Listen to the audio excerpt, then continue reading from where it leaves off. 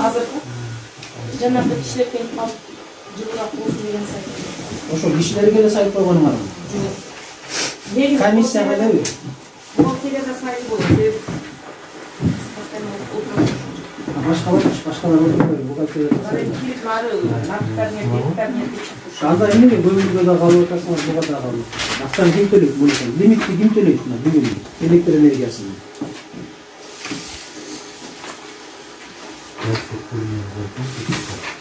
Бухгалтерия аябай жылы отурсун деген мыйзам барбы? Башкалары үшүсө болот. Негизи суук окуйбайбыз. Эмне себептен суу? Катерби? Ооба, катерби. Эмне себептен? Себеби?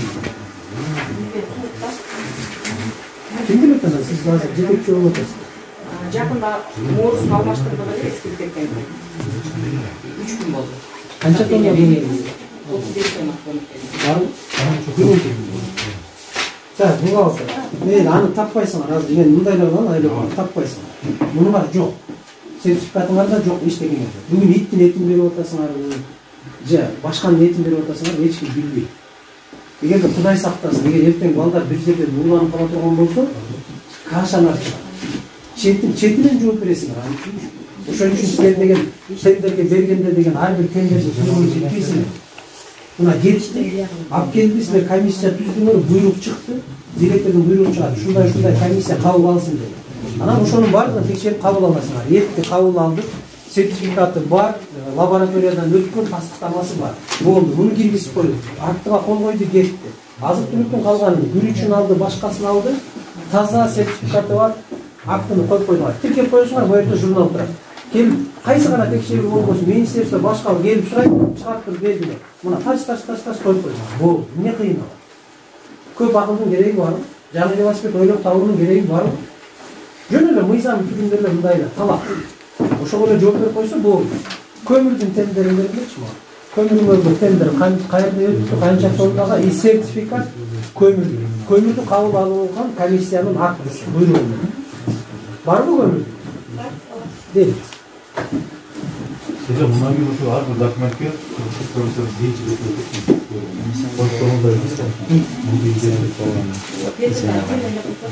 мына 760 болсо, нар жака 240 килограмм эле кем 1 тонн.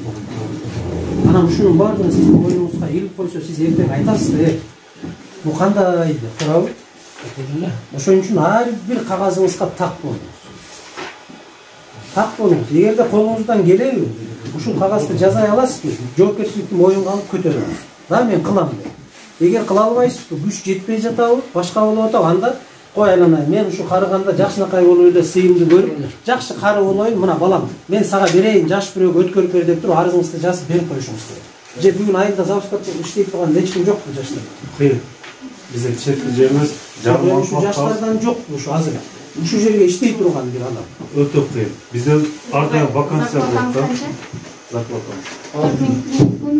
Түшүнүп атам мен закон. Бир нерсе делесе зарплата дейсиң. Кадыр табыш кыйын болду. Зарплата 6000 сом да болот. Мен кеттим эле, кайтып алып келсизге. Айра өзүңүздү чакыртып. Мен түшүнүп атам анда. Сизди чакыртып келсе, сиз кагаздарыңызды тактап туруп өткөрүп коюңуз. Болду. Мен кеткен элем, мына кайта чакырышкан адам жок. Анан бул кишини чакыргандан кийин силер муну бүт кагазын такташыңар керек. Эмне үчүн силер билбейм мен, аны айтпайт экен, мага кайрылбайт экен. Силер күнүнө текшеришиңер керек, күнүнө. Эртең мененки силердин жумушуңар ашкарадан башталыш керек. Себеби тамак ал өтө жоопкерчиликтүү жумуш, балдарга тамак берилет. Сиз барып ошол жерден көрүп, продуктусу канча, башкасы канча, ким жасайт, ким ооруп калды, ким ооруган жок. Эмнеси бар, эмнеси жок тактап, анан өзүңүзгө бүт бардыгын жазып алып, мына бул жерде кемчилик, бул жерде кемчилик. Бул ишини чакырасыз да айтасыз, жетекчи катары. Сиздин бул жериңиз кемчилик. Ушуну мындай тактап мыйзамдаштырып коюңуз деп күндө текшерүү болсо, муну катап кетпейт. Силерде күнүнө текшерүү жок да, сиз өзүңүз билбейсиз ашканаңызда эмне болуп атат азыр. Бу жерде отурасыңар жакшынакай. Ашканада жүрүп атат, бул киши ишти жүргүзүп атат деп коесуңар, даяр тамакты барасыңар, ичесиңер, келе бересиңер. Бүт. Контроль жок да. Тамак ичпейсиз, ал жерде дежурный мастер болот азыр. Эме канакей көмүр сатып алуу бар. Милдеттендирилсе. Так. Уголь БК берип атасыңар 10 тонна, уголь БСШ 25 тонна. Со всеми налогами и услугами деп туруп 85.800 сом ошого которуп берип атасыздар, туурабы? Акчаны.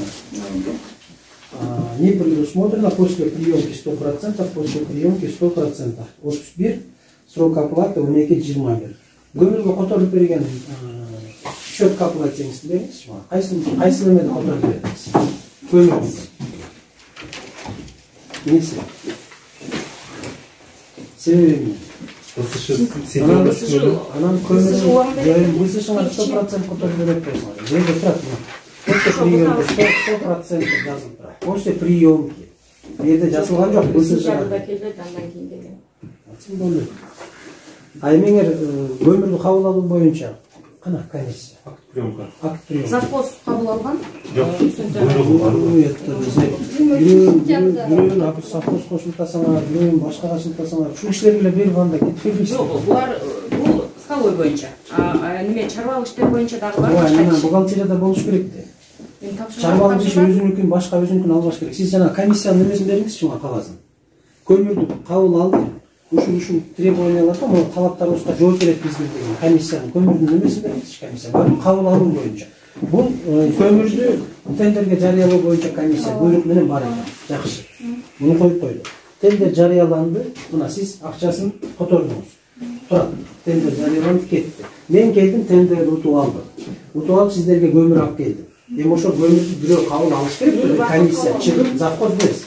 Завхоз кабыл ала албайт, комиссия кабыл алат. Комиссия кабыл алат. Анан ошол комиссия кол коет. Бооба биз келип көрдүк. Чындыгында ушу тендерде буйрутма боюнча көмүр келип бизге түштү дейт. Мына биз ушундай таксыздыктама беребиз деп туруп кол коюп берет айымыз. Директор, зам директор, совхоз башкалар кол коюп.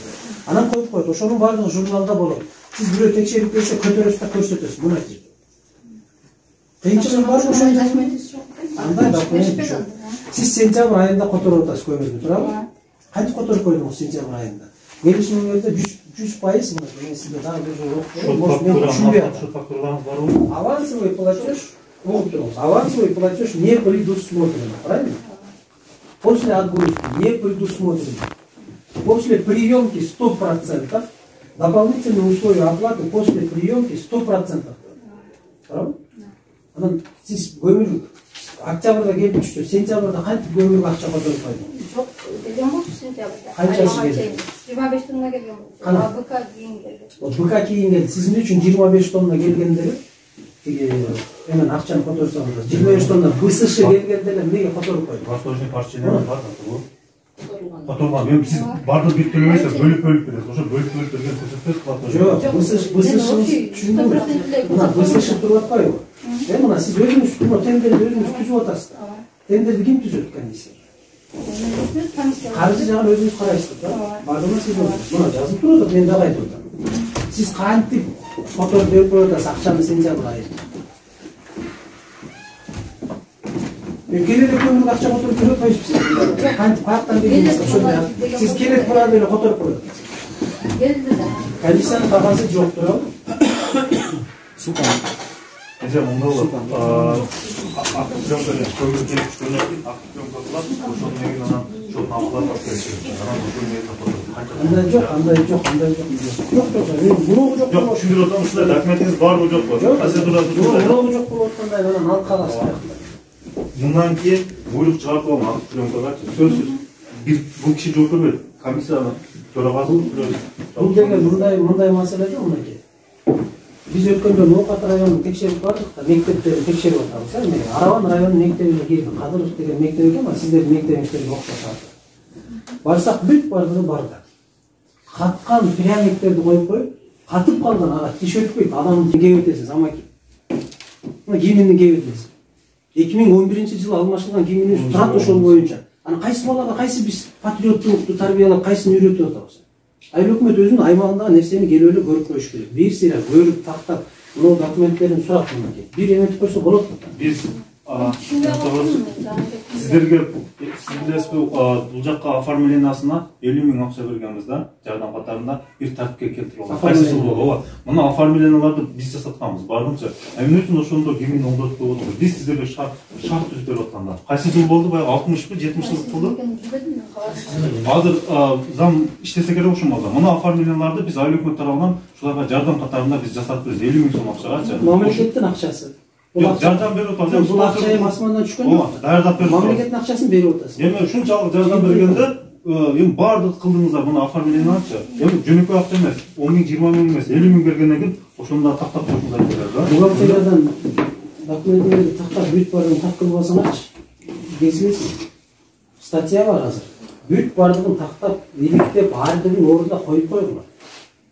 Биз Эртең сурамжылап келе турган болсо башка бирөөлөр текшерсе. Мыйзамга такайттагынан мыйзам бузган адам камалыш керек да, башка жолу жок да, туурабы? Жооп бериш керек да мыйзамга. Эми кайда бизде илетке келтириңиздер, анан биз жардам берели, профилактический документацияларга бизде тийиштүү специалисттер бар. Биз көрдүк, жардам берели. Мен түшүнүп калдым, сизде бул тендер боюнча, бул тармак боюнча түшүнүк азыраак ачык айтып коеюн.